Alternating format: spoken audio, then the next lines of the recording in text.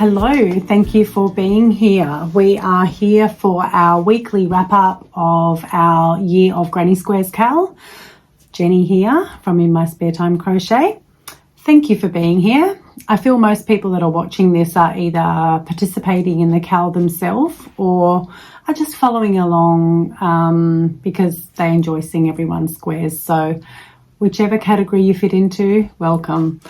Now, this week we were working on Aqualegia Square 4, which was another intermediate pattern. I of course shared mine at the end of last week's video.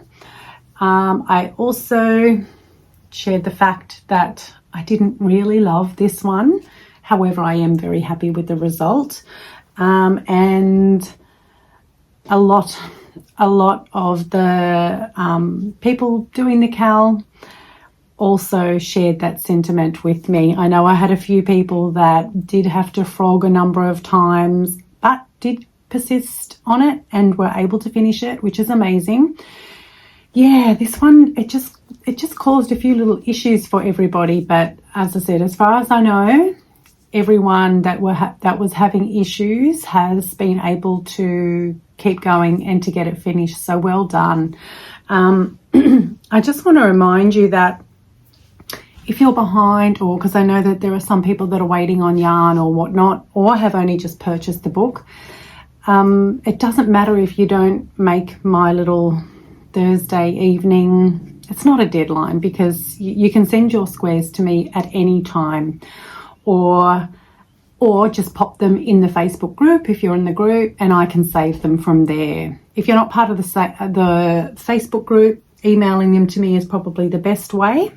But other than that, yeah, just there's no pressure. Do them when you can, and I'm more than happy to share them at a later date. So yeah, so week 4.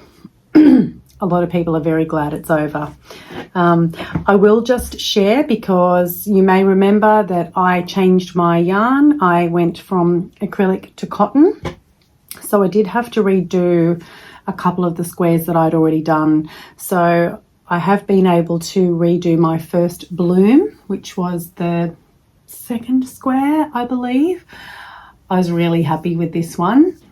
Incorporating red for the first time and carrying that pink. I'm going to be carrying the pink through every single square as we move through. Really enjoyed it. This was probably, for the most part, they're about 5 inches, but it's slightly bigger than the Aqualegia, but it's not a problem. I haven't blocked this one, and I also haven't blocked my week 5 square that I will show you at the end of the video. Either way, they're going to work together nicely, I do believe. I have started on recreating my rose hip, which was week 3, so that I've got a few more rounds to do on that one, obviously, but I really like how the colours are looking when you pop them side by side. When I get a few more, I'll show you what my squares are looking like together. But for now, I will pop in the little slideshow that I have put together with all the squares that have been sent to me or have been popped in the Facebook group. As usual, I think everyone's doing a really, really great job. So well done, and enjoy the little slideshow. I'll be back at the end to have another little chat and to show you week 5.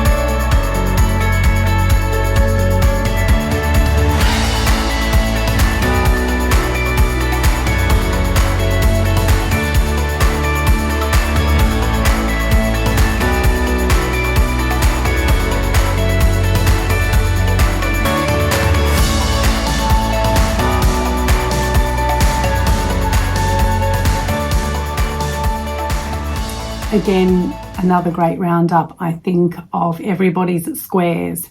And as I always say, I'm really enjoying seeing everyone's colour combinations. And it's interesting to see people's colour palette. And like I'm looking forward to seeing mine all together, I'm also looking forward to seeing everyone else's together if you're choosing to create some kind of a project once you're done. So now, week five.